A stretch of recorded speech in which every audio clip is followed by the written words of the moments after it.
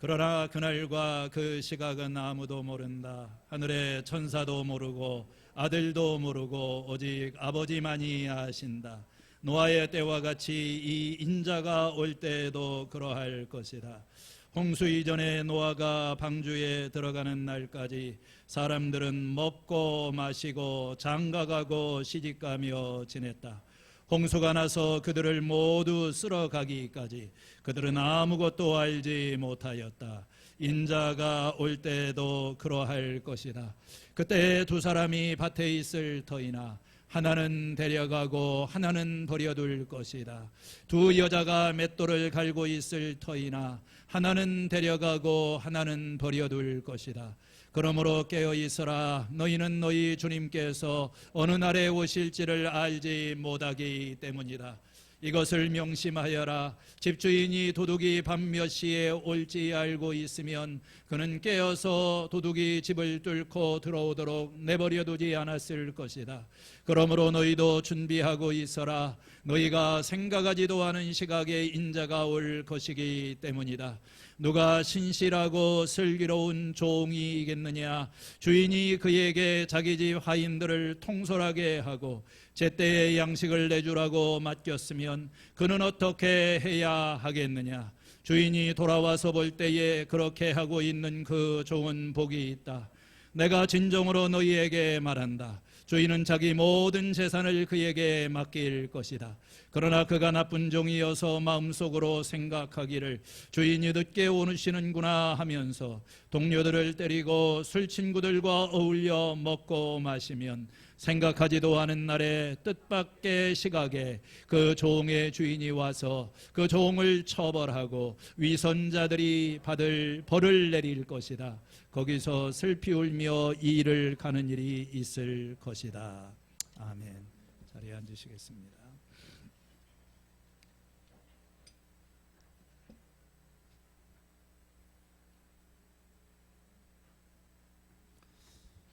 우리가 사는 세상에 끝이 있는가?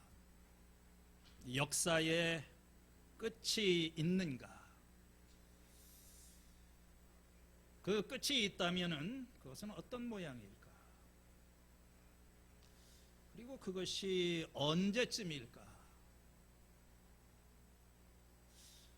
누구나 한 번씩 던져보는 질문입니다.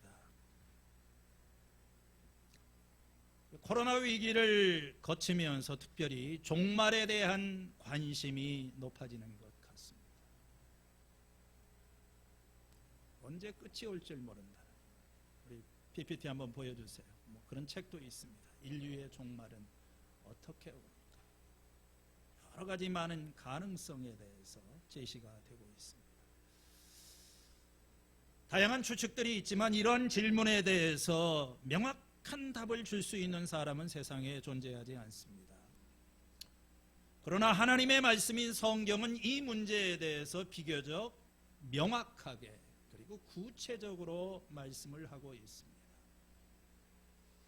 이 종말론이라고 하는 분야는 인류의 역사에서 최종적으로 일어날 사건이나 이 우주의 마지막에 대한 어떤 성경적인 신학적인 이론이라고 말을 할 수 있습니다.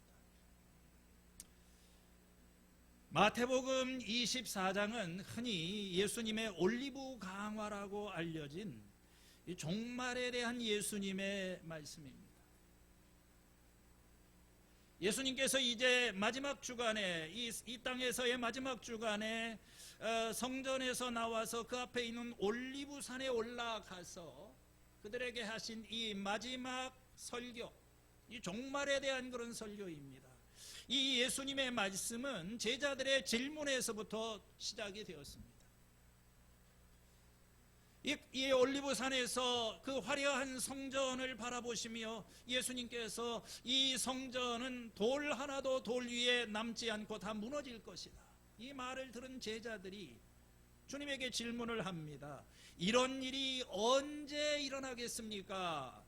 선생님이 다시 오실 때에 세상 끝날에는 어떤 징조가 있겠습니까? 3절이죠. 이 제자들의 질문의 요점은 시기와 징조에 관한 그런 것입니다. 종말이 온다고 하는데 어느 때입니까? 어떤 징조가 있겠습니까? 여기서 이 질문은 두 가지 사건을 함축하고 있습니다. 하나는 예루살렘 성전의 종말입니다. 예수님이 말씀하신 성전 파괴가 언제 있을 것인가? 그리고 또 하나는 이 세상 끝날에 관한 역사의 종말에 관한 그런 것입니다. 이 두 가지를 여기서 묻고 있는 거예요. 그리고 이제 24장의 나머지 부분과 25장 마지막까지 이 전체 말씀이 이러한 질문에 대한 예수님의 답변입니다. 제가 어제 새벽 설교를 통해서 좀 짤막하게 말씀을 드렸지만 개괄적으로는 이 4절에서부터 35절까지가 이 첫 번째 질문, 언제 이런 일이, 성전 파괴가 언제 있습니까에 대한 예수님의 대답이고, 36절에서부터 이 25장의 그 마지막 부분에 이르는 것이 두 번째 질문, 세상의 끝날 예수님의 재림에 관한 것에 대한 질문에 대한 답변이라고 말을 할 수가 있습니다. 사실 이 24장의 이 종말에 관한 말씀은 대단히 해석하기 어려운 본문입니다. 그래서 사실 예수님께서 여기서 말씀하시는 징조와 현상들이 정확하게 이 두 가지의 사건과 어떻게 관련되는지를 명확하게 말하기가 쉽지가 않아요. 한 가지 분명한 것은 오늘 우리가 읽은 이 36절에서 44절 그리고 이어지는 말씀은 분명히 이 두 번째 질문, 세상의 종말에 관한 말씀이라고 하는 것입니다. 여기에 보면은 인자가 올 때에 이 헬라어로 파루시아라고 하는 말이 사용이 되는데 이것은 예수님의 재림을 가르치는 그런 말입니다. 그래서 이 성경적인 관점에서 예수님이 다시 오시는 그때가 역사의 끝날이 된다. 그러면서 이 36절 이하에 이제 세상의 종말에 대한 그런 말씀을 하십니다. 오늘 여기 나오는 이 말씀은 세 가지의 요점을 가지고 있어요. 이게 서로 연결이 되어 있는데, 첫 번째, 그 예수님 다시 오시는 그 재림의 때는 알 수 없는 것이다. 두 번째로는 그것은 불시에 닥치게 될 것이다. 예상치 않은 때에. 세 번째, 그러므로 항상 준비하고 있어야 된다. 이것이 오늘 우리가 읽은 말씀의 전체적인 요점입니다. 첫 번째 요점은 종말의 시기를 알 수 없다는 것입니다. 3절에 보면, 3절인가요? 성경을 좀 보여주시기를 바랍니다. 36절이죠. 그러나 그날과 그 시각은 아무도 모른다. 처음에 나오는 하늘의 천사도 모르고 아들도 모르고 오직 아버지만이 아신다. 모른다고 그랬어요. 그날과 그 시, 예수님 재림하시는데 그렇게 못을 박으세요. 우리는 종말의 시간표에 대해서 대단히 관심이 많습니다. 제자들도 묻기를, 주님, 그 예수님 다시 오시는 세상 끝날이 언제입니까? 사도행전 1장에도 보면은 주님께서 이스라엘 나라를 회복하시는 그때가 언제입니까? 기독교의 역사에서 이 재림의 시기를 못 박으려고 하는 여러 가지 많은 시도가 있었습니다. 여호와의 증인의 창시자인 러셀이라고 하는 사람은 1872년이 예수님 재림하시고 천년왕국이 시작이 된다, 그렇게 주장을 했어요. 물론 불발이 되었지요. 그래서 나중에 이제 다시 말하기를 1975년에 그때가 인류의 종말의 때가 확실하다고 가르쳤습니다. 벌써 50년이 지났는데 아무 일도 일어나지 않았어요. 우리나라도 한때 시한부 종말론이 이렇게 열풍을 일으킨 적이 있습니다. 1990년도에 걸프 전쟁이 났을 때에 이제 소련이 러시아가 개입을 하게 되면 세계대전이 일어나고 인류의 종말이 온다. 한 2년 있다가 1992년 10월 28일 그때 이제 세상에 종말이 와서 휴거하게 된다. 다미선교의 그 사건이 있었죠. 또 얼마 지나고 난 다음에 1999년 새천년으로 이제 12월 마지막 날이 지나게 되면은 이제 종말이 올지도 모른다. 이 종말의 시간표에 대해서 관심이 있어요. 한번 그림 좀 한번 보여주시기를 바랍니다. 종말의 시계 12시, 지금 우리가 있는 이 지점이 얼마 남았느냐, 예수님 오시는 때가 언제냐. 이 데살로니가 교회도 재림의 때와 시기에 대해서 궁금해하고 있었습니다. 왜냐하면 예수님이 언제 오시는지를 우리가 그 날짜를 안다면 그 주님 오시는 것에 대해서 비교적 쉽게 준비할 수 있으리라고 생각하기 때문입니다. 그런데 성경은 말하기를 그 날짜를 아는 것이 중요하지 않다. 그것은 우리에게 알려져 있는 것이 아니다. 예수님 자신, 그건 하늘의 천사도 모르고 심지어는 예수님 자신도 모른다. 그게 언젠지는. 그리고 하늘에 계신 아버지만이 알고 계시다. 그렇기 때문에 이런 말씀을 무시하고 어떤 종말의 날짜를 특정하고 못 박으려고 하는 것은 이게 다 비성경적이고 빗나가는, 몰라요 그날이 언제인지. 두 번째, 우리가 이 재림의 시간을 알 수 없는 것이라고 한다면 그것은 사람들에게 불시에 닥칠 것이라고 하는 것입니다. 예기치 않게 온다는 것입니다. 그것이 바로 오늘 이어지는 37절 이하의 말씀입니다. 그 예수님 오시는 때는 노아의 때와 같이 인자가 올 때에도 그러할 것이다. 본문 좀 한번 이렇게 보여주시면서 38절에 홍수 이전에 노아가 방주에 들어가는 날까지 사람들은 먹고 마시고 장가가고 시집가며 지냈다. 여러분, 노아의 홍수를 기억하시죠? 홍수가 일어나기 전에 사람들은 먹고 마시고 장가가고 시집가면서 지냈다. 여기에 사용된 말들은 모두가 다 우리의 일상의 생활을 보여주는 그런 표현들입니다. 먹고 마시고 장가도 가고 시집도 가고, 굉장히 모든 사람들의 어떤 평범한 일상입니다. 그런 일을 하고 있었어요. 그 당시 사람들이. 뭐 이거 자체가 잘못된 것도 아닙니다. 우리도 비슷하게 살아갑니다. 먹고 마시고 잠자고 또 일하고 그리고 또 와서 또 쉬고. 그런데 문제는 그렇게 살다가 이제 끝이 온다는 것입니다. 홍수가 나서 39절에 그들을 모두 휩쓸어 가기까지 그들은 아무것도 알지 못하였다. 인자가 올 때에도 그러할 것이다. 다시 말해서 종말이 가까워 있는 것을 알지를 못하고 흥청망청하면서, 아니면 그냥 바쁘게 생활을 하다가 갑작스럽게 망했다는 거예요. 40절 이하에도 보면은 이 어떤 평범한 일상을 계속해서 묘사하고 있습니다. 그때에 두 사람이 밭에 있을 터인데 하나는 데려가고 하나는 버려둘 것이다. 두 여자가 맷돌을 갈고 있을 터인데 하나는 데려가고 하나는 버려지게 될 것이다. 여러분, 남자들이 밭에 나가서 일을 하고 있고 여자들은 집안에서 서로 마주보고 맷돌을 갈고 있고, 굉장히 평범한 일상입니다. 아침에 눈을 뜨게 되면 직장에 출근을 하고 주어진 일을 하고 분주하게 살아갑니다. 이렇게 틀에 박힌 일상생활을 하다가 갑작스럽게 위기가 닥치는 거예요. 한 사람은 데려감을 당하고 다른 한 사람은 남겨졌다. 우리가 일상 계속될 것이라고 생각했던 일상이 갑작스럽게 중단이 되는 그런 상황이 올 것이라는 것. 예수님 오시는 것도 마찬가지예요. 갑자기 그런 일이 일어납니다.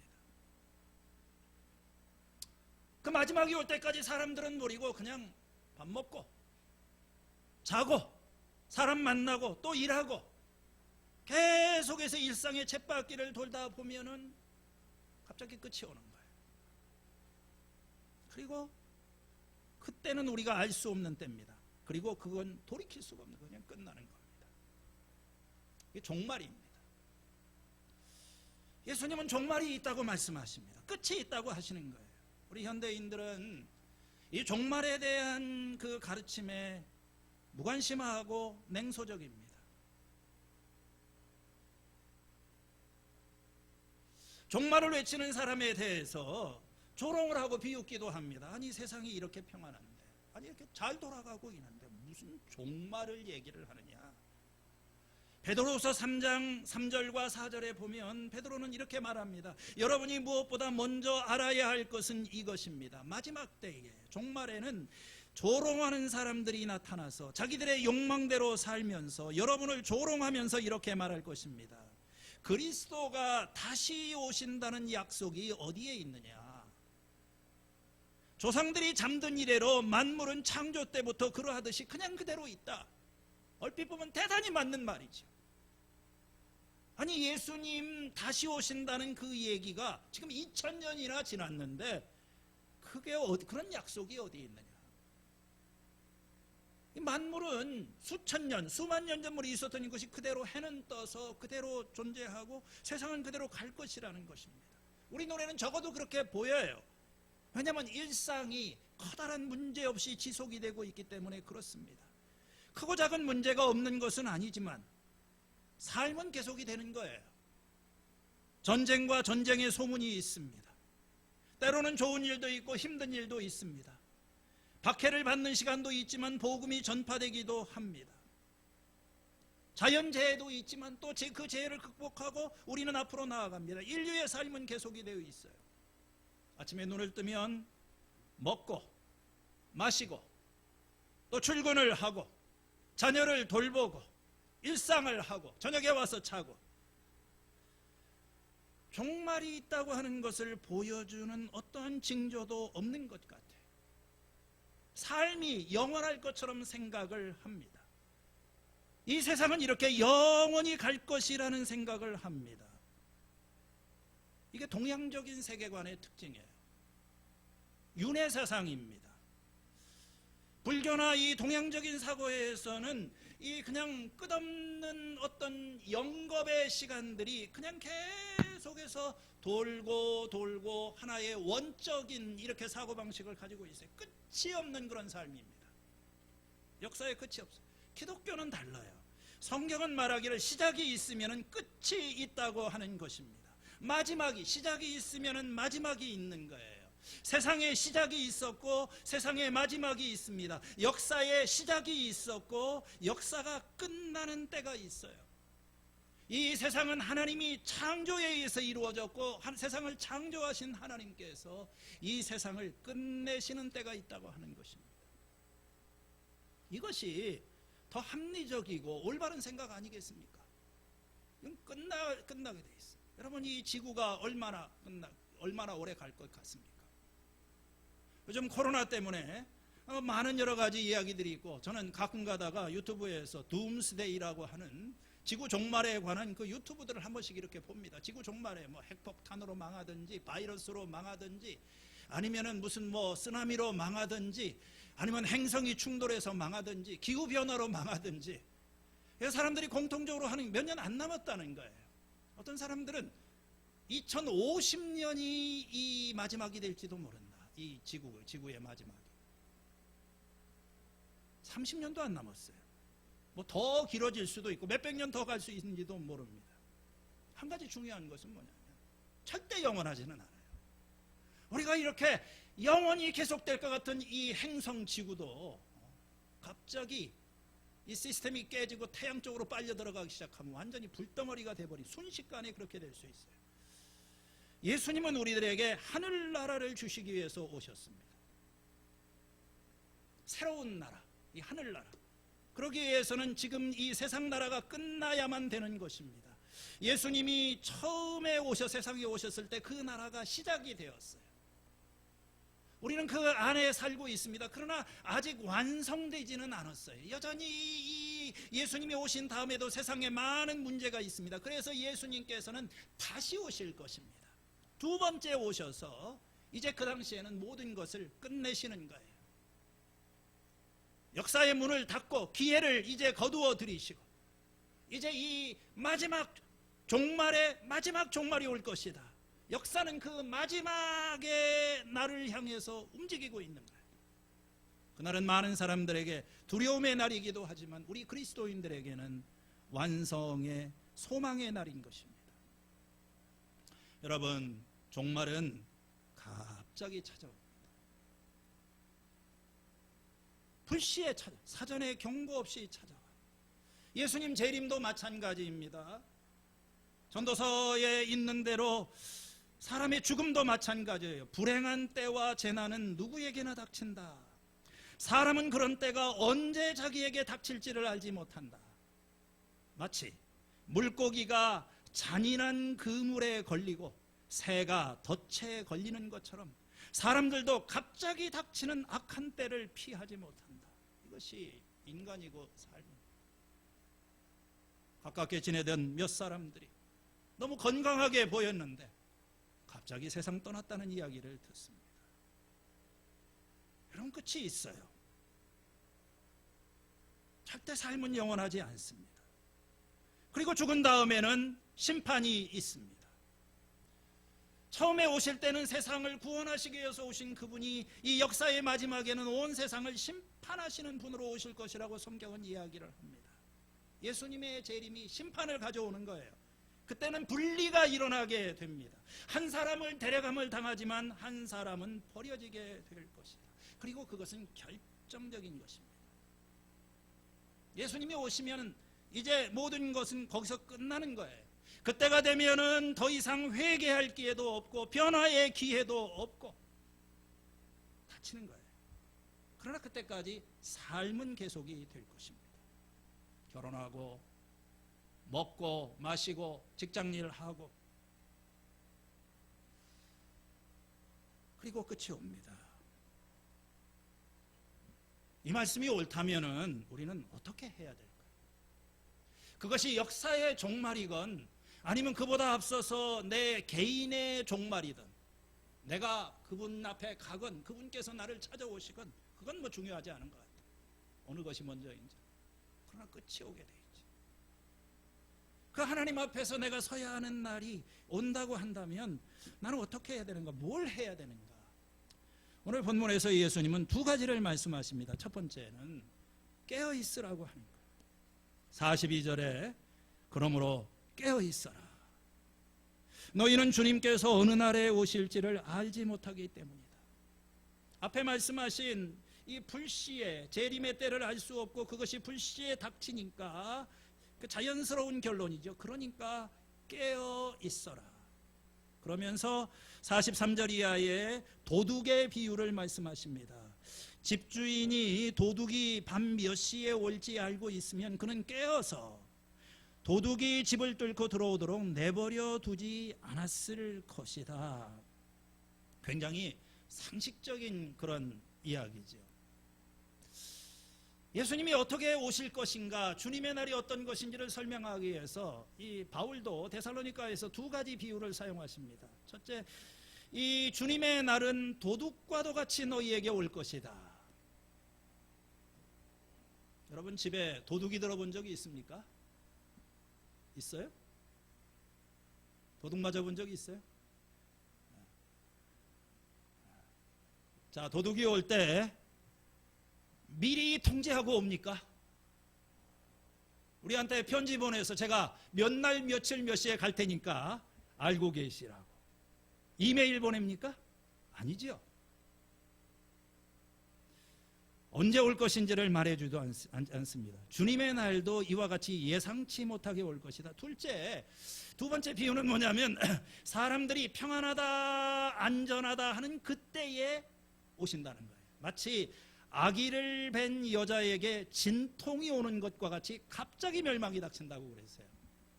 이건 또 결혼을 해보신 분들은 압니다. 물론 아이가 언제 태어날지에 대해서 대개 우리가 예상은 합니다. 그러나 정확하게 그게 출산이 어느 시점인지는 몰라요. 저희 집 사람도 그렇게 많은 아이를 받아보는 일을 했으면서 자기 몸에서 애가 나올 때를 모르더라고요. 그래가지고 참고 견디다가 갑자기 저를 밤에 깨워가지고 급하게 지금 애가 나올 것 같다고 가는데 길바닥에서 애가 태어날 뻔했어요. 진통이 갑자기 오는 거예요. 여러분, 우리의 삶의 마지막도 이 역사의 종말도 예수님이 오시는 것도 갑자기 서프라이즈 기습이죠. 기습.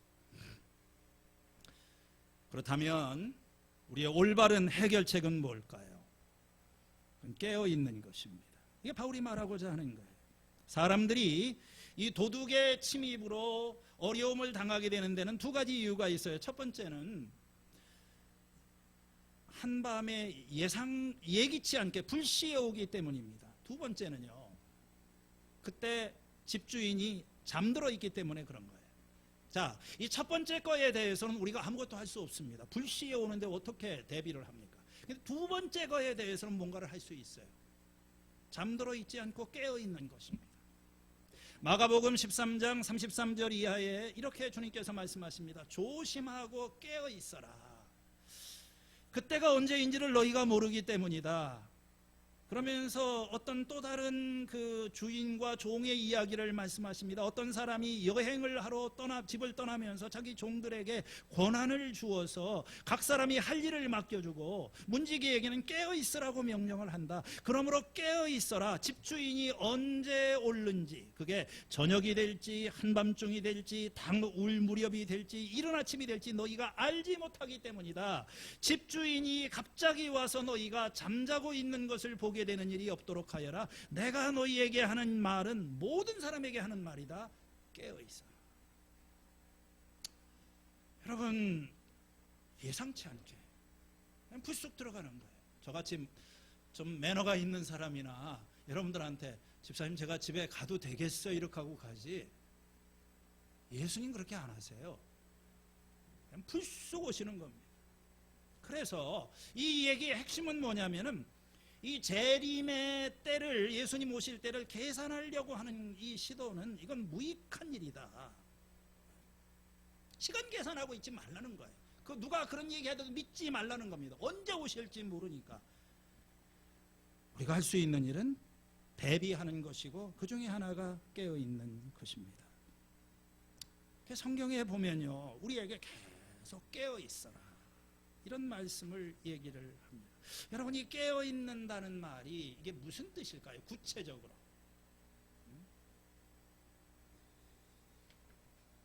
깨어있는다, 물론 잠을 안 자는 거지요. 참 깨어있기가 쉽지 않습니다. 젊을 때는 정말 이게 어려운 것 같아요. 우리 신이 어디 갔어요?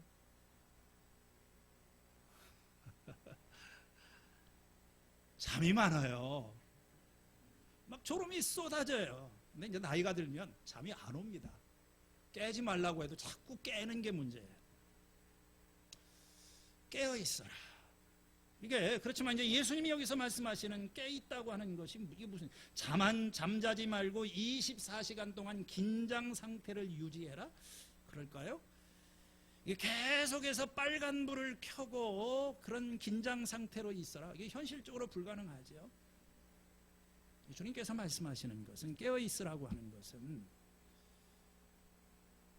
정신적으로 마음을 놓지 말라는 거죠. 여러분, 깨어 있다고 하는 것은 어떤 이 주의 깊게 상황을 이렇게 주시하는 것을 말합니다. 이 깨어 있는다는 말의 반대는 마음이 둔하여졌다. 성경에서는 그런 표현을 사용할 수 있는 것 같아요. 마음이 무디어져 있어요. 마음 자체가 이게 무감각하고 무뎌져 있기 때문에 지금 주변에서 무슨 일이 일어나고 있는지 어떤 상황인지를 이걸 포착을 못해요. 여러분, 이 세상에 우리의 마음을 둔하게 하는 것들이 너무나 많이 있어요. 방탕하고 술 취하고 세상 일에 몰입해서 이렇게 살다 보면은 그 염려로 인하여서 마음이 둔하여진다고 했습니다. 술 취하고 술 마시고 잠에 취해 있는 그런 사람들이 있어요. 도둑이 오는 것은 불시에 찾아오는데 사람들이 잠이 들어 있기 때문에 그런 거예요. 밤에 와서 사람들이 자고 있어요. 그 어두움과 잠과 거기다 술까지 마셨어요. 마음이 둔하여져 있습니다. 대비를 못합니다. 깨어 있어라.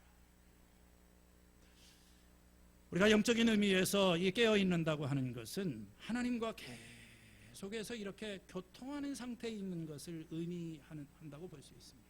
기도하는 거죠. 하나님과 이렇게 쉬지 말고 기도하라. 여러분, 기도하는 것이 항상 우리의 영혼이 깨어있는 상태인 것입니다. 예수님께서 잡히시던 날 밤에 마지막 날에 제자들 몇 명 데리고 겟세마네 동산에서 기도를 하십니다. 십자가를 앞에 두고 마음이 너무 무겁고 번뇌하시면서 옆에 있는 제자들에게 부탁하십니다. 내 마음이 괴로워서 죽을 지경이다. 너희는 여기 머무르면서 나와 함께 깨어 있어라. 앞에서도 바로 몇 시간 전에도 예수님께서 깨어 있어라 설교도 하셨고 또 부탁도 하십니다. 그리고 예수님께서 기도하고 돌아와 보니까 제자들이 코를 골면서 자고 있었어요. 예수님께서 다시 말씀하십니다. 너희는 1시간도 나와 함께 깨어 있을 수 없느냐? 시험에 들지 않게 깨어서 기도해.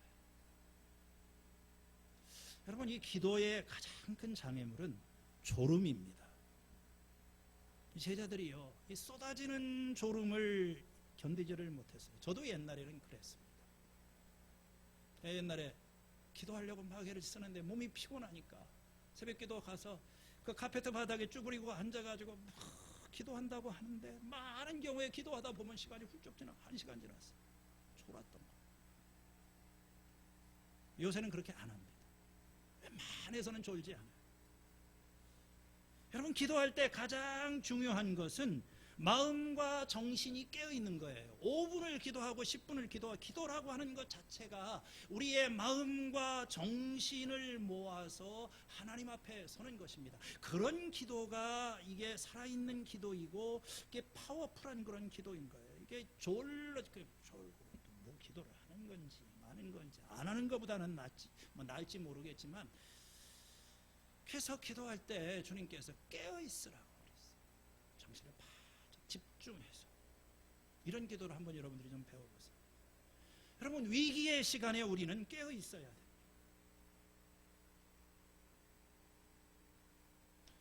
하나님의 낯을 피해서 다시스로 도망을 가던 다시스로 가던 배가 타고 있던 그 배가 큰 풍랑을 만났을 때 요나 선지자는 배 맨 밑바닥 밑창에 내려가서 누워서 깊은 잠이 들어 있었어요. 선장이 그 배 밑에 내려가서 잠자고 있는 요나를 발견하고 소리를 칩니다. 당신은 무엇을 하고 있는 것이요? 잠을 자고 있다니. 일어나서 당신의 신에게 부르짖으시오. 행여라도 그 신이 우리를 생각해 준다면 우리가 죽지 않을 수도 있지 않습니까? 요나에게, 하나님에게 기도하라고 합니다. 일어나서 외치십시오. 히브리 말로 하게 되면 쿰 케라. 일어나서 부르짖으시오. 쿰 케라, 쿰 케라, 꿈 깨라, 꿈 깨라. 요나가 갑자기 잠자다가 꿈 깨라니 이게 무슨 소린가?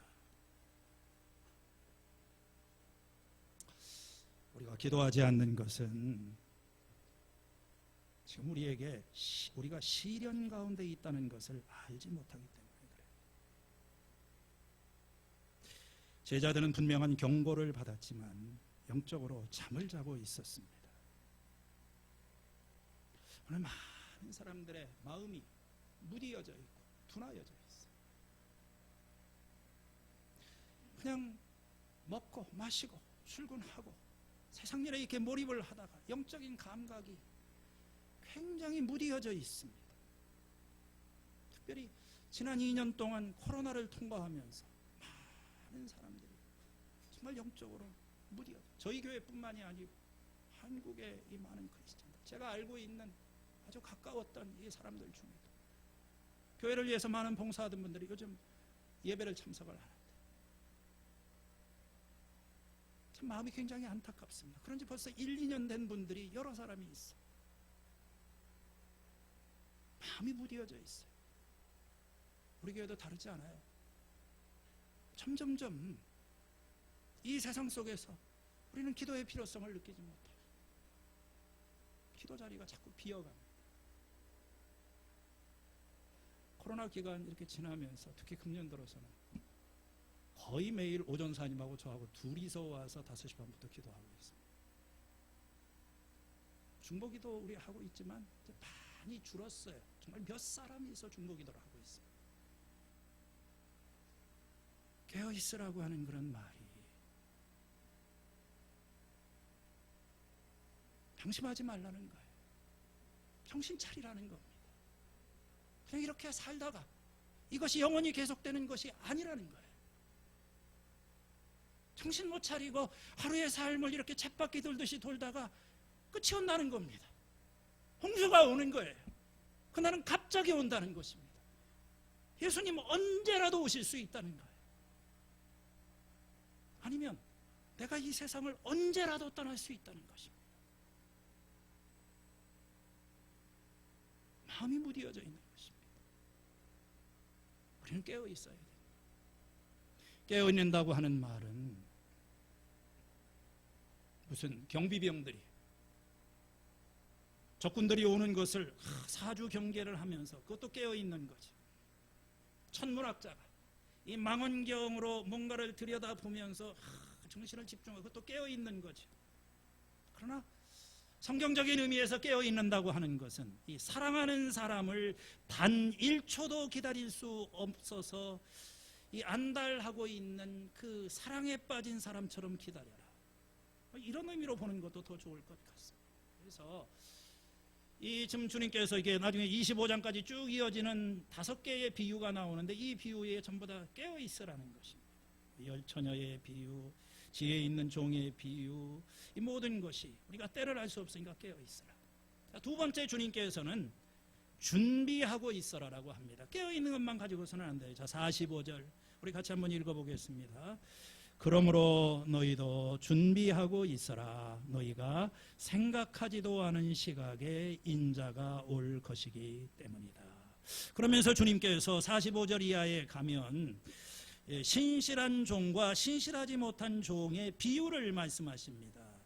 주인이 자기 집 하인에게 이렇게 통솔하게 하고 그 어떤 매니저의 역할을 맡겼는데 주인이 돌아와서 그 일을 잘하고 있으면 그 잘하고 있는 종은 상을 받을 것이다. 그러나 이 나쁜 종, 주인이 뭐 늦게 오겠지 이렇게 안일했던 그 종은 그러면서 뭐 막 집안을 엉망으로 만들어 놓고 동료들을 푸대접했던 사람들은 나중에 주인이 와서 엄한 벌을 내릴 것이라는 그런 것입니다.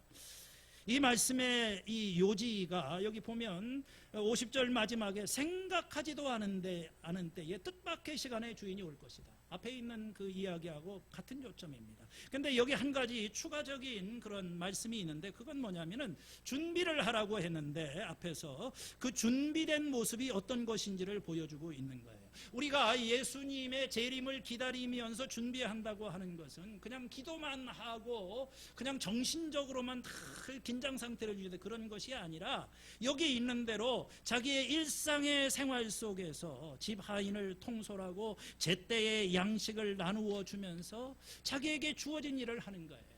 여러분, 재림을 준비한다고 하는 것은 가만히 앉아서 예수님 오시는 것만을 기다리는 것이 아니라 활동적으로 적극적으로 자기 역할을 하는 그런 것입니다. 책임 있게 다른 사람을 섬기는 것을 이야기를 하는 것입니다. 그렇기 때문에 여기서 주님께서 깨어있는다고 하는 것은 우리가 하고 있는 일에 늘 성실한 것을 얘기하는 거예요. 주인이 있던 없던 간에 동일하게 행동을 하는 그런 것입니다.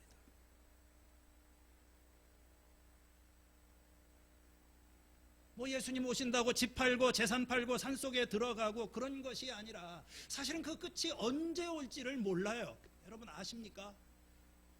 끝난 것 같지만 이게 좀 상당 기간 지속이 될 수도 있고 오래 갈 것 같았는데 갑자기 끝날 수도 있고 그래서 야 이거 끝날 때가 됐는데 왜 이게 자꾸 안 오시는 거야 이제 뭐 내일 오시는 거 아니야 미리 결정하지 말라는 것입니다. 내게 오늘 주어진 일을 성실하게 하는 거예요. 그게 준비하는 거예요. 예수님 오시면 그냥 가면 되잖아요. 이 노아의 그 홍수의 비유도 마찬가지예요.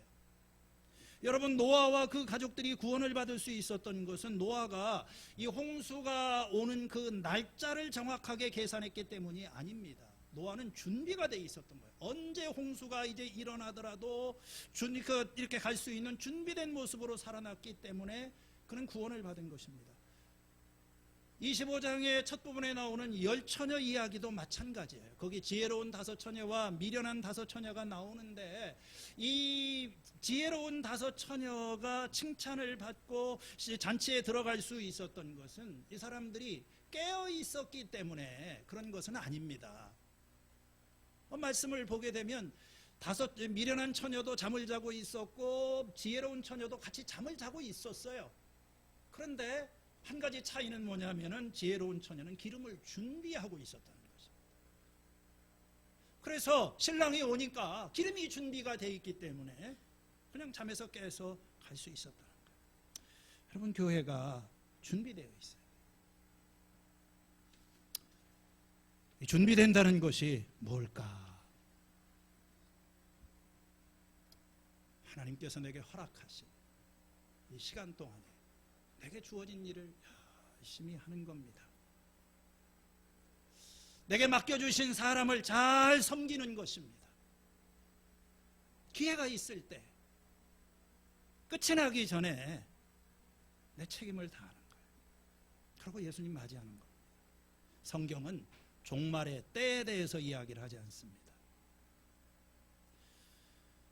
그러나 중요한 것은 이 종말이 오기 전에 우리가 어떻게 살아야 되는가, 어떤 자세를 가져야 되는가, 그걸 말하는 거죠. 두 가지 극단을 피해야 됩니다. 어떤 사람은 이 종말의 문제에 지나치게 집착을 합니다. 언제 종말이 오고 그것이 어떤 상황에서 일어날지 그걸 정확하게 안 해서 자꾸 추측을 하려고 해요.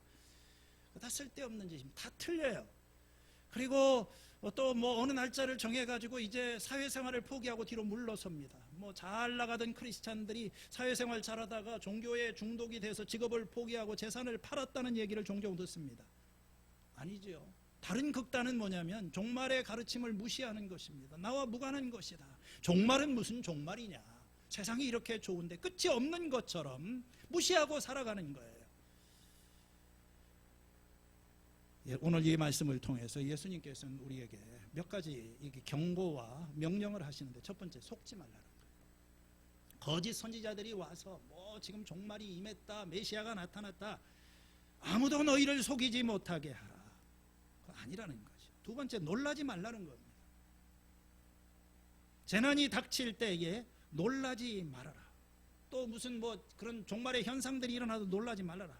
아직은 끝은 아니다. 그리고 맨 마지막에 하신 말씀이 정신을 차려라. 방심하지 말아라. 왜? 그리스도가 언제 오실지 모르기 때문에 그렇다. 깨어 있어라. 깨어 있어라. 준비하고 있어라. 언제 오시더라도 주님을 맞이할 수 있는 준비가 되었다.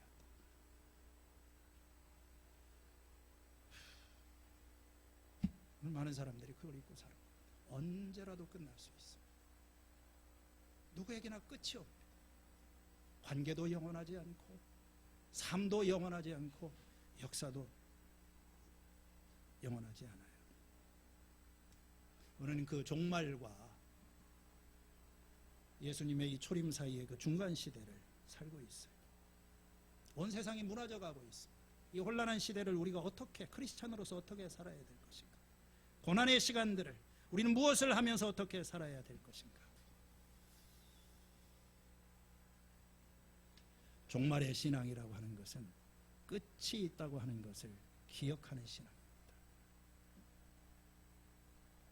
끝이 있는 것을 알고 시작을 하고 이 과정 속에 살아가는 것입니다. 그게 깨어있는 삶이에요.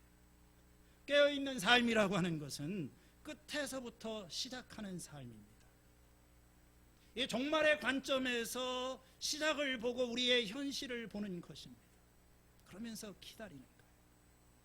그 끝을 바라보면서 이 얼마 남지 않은 시간 동안에 이것이 하나님께서 나에게 주신 기회이고, 이것이 나에게 주신 어떤 그 삶에 사랑할 수 있고 섬길 수 있는 그런 기회입니다. 그것이 얼마가 될지는 모르지만,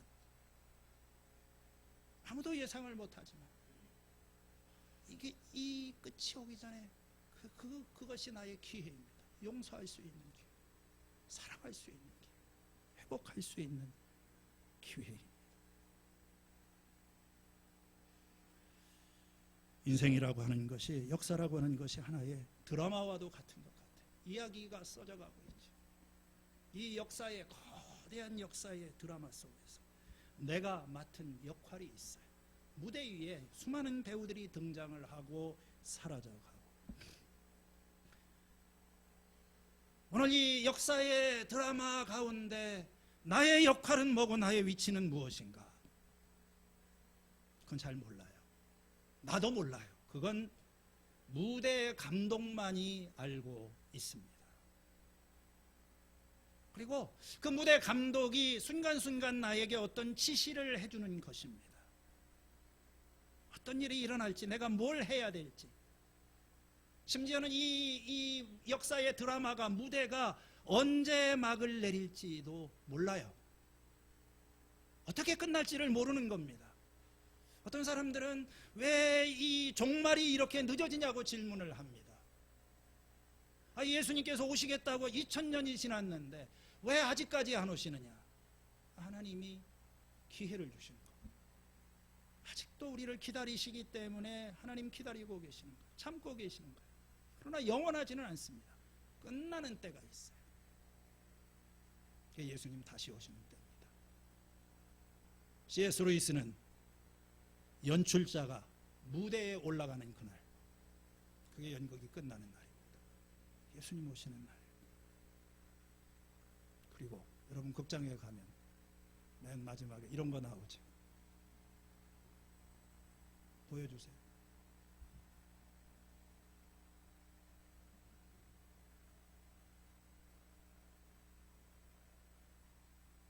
여러분 그 극장에서 여러분이 영원히 앉아 있으리라고 생각하십니까? 아니에요. 끝이 있습니다. 관계도 끝이 있고, 교회 생활도 끝이 있고, 직장 생활도 끝이 있고, 그리고 그 끝은 갑자기 찾아옵니다. 오늘 아침에 설교 준비를 하면서 갑자기 끝날지도 모르는 어떤 상황에 대한 한두 가지 제 마음속에 이렇게 떠오르는 부담들이 있었어요. 그렇게 되지 않기를 바라지만 우리가 써온 이야기, 쓰고 있는 이 이야기, 내가 모르는 것도 많지만 시작은 내가 어떻게 할 수 없었지만 이것을 어떻게 끝내느냐 하는 것은 나의 역할도 참 중요한 것 같아요. 깨어 있어라. 하나님이 주신 이 시간 동안에 서로 사랑하고 용서하고 다시 한번 하나님 나라를 위해서 살아갈 수 있는 이런 삶의 축복이 함께 하시기를 바랍니다. 하나님 아버지, 오늘 저희들에게 이 말씀을 통해서 인생의 끝을 보게 하시고 세상의 끝을 보게 하시고 오늘 그 끝에서부터 이 짧은 나의 인생을 볼 수 있는 눈을 허락하여 주심을 감사합니다. 저희를 새롭게 하시고 하나님의 뜻이 우리의 삶에 온전히 이루어지기까지 믿음으로 이 길 가게 하여 주시옵소서. 예수님의 이름으로 기도했습니다.